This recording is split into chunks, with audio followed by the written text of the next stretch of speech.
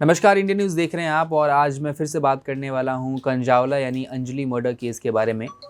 ये जो Anjali murder case की गुत्थी है वो दिन प्रतिदिन उलझती जा रही है। कई सारे सवाल, कई सारे जवाब, कई सारे सीसीटीवी फुटेजेस, कई सारे ऐसे सबूत जो सामने आ रहे हैं वो हर वक्त अलग अलग गुनहगारों की तरफ, अलग अलग एक्यूज्ड की तरफ, जिनको गिरफ्तार किया गया, वो चाहे अंजलि हो या फिर वो जो 7 लोग हैं जिनको गिरफ्तार किया, उनकी तरफ वो टिकल करते हैं। मतलब वो सुई कभी इधर जाती है तो कभी उधर जाती है, कभी निधि की तरफ भी आती है, कभी उन 7 लोगों की तरफ भी आती है और कभी अंजलि के खुद के तरफ भी आती है।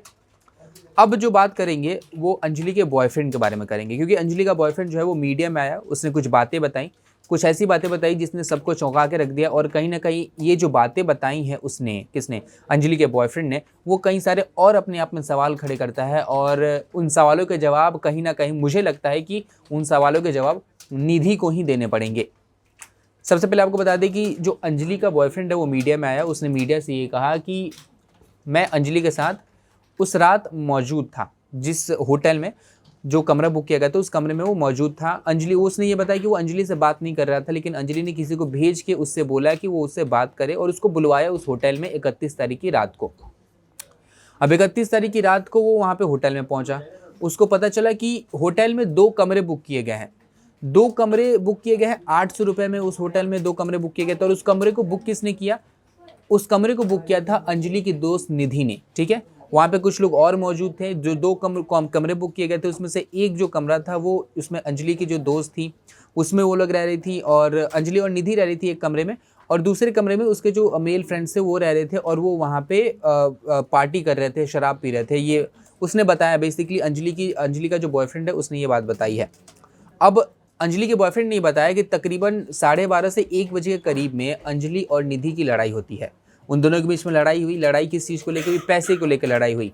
बहुत सारी बातें हैं, बहुत सारी चीज़ें जिसने ये बयां कर दिया है कि उन दोनों के बीच की लड़ाई पैसे को लेकर हुई थी। लेकिन आखिर वो कौन से ऐसे पैसे थे आखिर जो निधि ने अंजलि को दिए हुए थे? क्योंकि निधि अंजलि से पैसे मांग रही थी, ऐसा किसका कहना है? ऐसा अंजलि के बॉयफ्रेंड का कहना है। और इसी चीज़ को लेकर लड़ाई हुई थी और तकरीबन 1:30 बजे वहाँ से निकले। अब जब लड़ाई हुई तब दोनों एक साथ ही क्यों निकले, ये भी सवाल खड़ा होता है। क्या इसके पीछे निधि ने कोई साजिश रची थी कि इसको कहीं लेके जाना है, फिर इसे स्कूटी से गिरा देना है, धक्का दे देना, इसे चोट लग जाए, इसकी मौत हो जाए? क्या बात इतनी आगे तक बढ़ चुकी थी कि निधि ने ऐसा कुछ सोच लिया था? या फिर उन दोनों के बीच की लड़ाई लगभग बंद हो चुकी थी, जिस भी पैसे के लिए वो लड़ाई हुई हो, और फिर वो वहाँ से निकल गए हों? ये भी एक सवाल खड़ा होता है।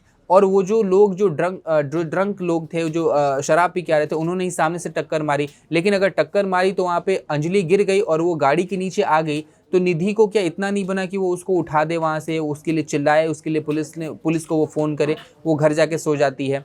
वहीं दूसरी तरफ अभी हमने एक और घटना सुना कि अंजलि के घर पे चोरी हुई है। चोरी में भी नाम निधि का बताया जा रहा है कि हो सकता है ये चोरी जानबूझ के कराई गई हो, निधि कराना चाहती हो, कुछ ऐसी चीज़ें रह गई हो, कुछ ऐसी बातें रह गई हो जो वहाँ पे छूट गई हो, उसे हटाने के लिए या फिर वहाँ पे कुछ रखने के लिए, क्योंकि ड्रग्स का भी कनेक्शन इसमें जोड़ा गया था। बहुत सारे सवाल हैं जो निधि से रिलेटेड है और निधि के ऊपर ही बहुत सारे क्वेश्चंस खड़े करते हैं, क्योंकि उन लोगों ने तो मान लिया कि ठीक है, उनको पता चल गया था कि उनकी गाड़ी के नीचे कोई लड़की है, कोई फंस चुकी है जिसे वो खींचते हुए लेके जा रहे थे। लेकिन उस फंसने से पहले तक का और वो गिरी कैसे, ये अभी तक कोई पुख्ता जानकारी या फिर खुलासा नहीं हुआ है। और ये सारी की सारी जो सुई है वो निधि के ऊपर आकर अटक जाती है।